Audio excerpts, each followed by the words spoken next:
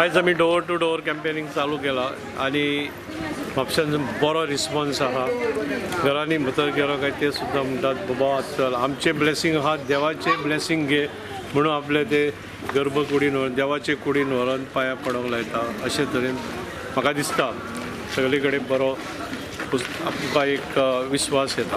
पूण आतां प्रेसींग तुमी प्रचार करता पूण कितली डिफिकल्टी येता लोक विचारना तुका कितले प्रश्न.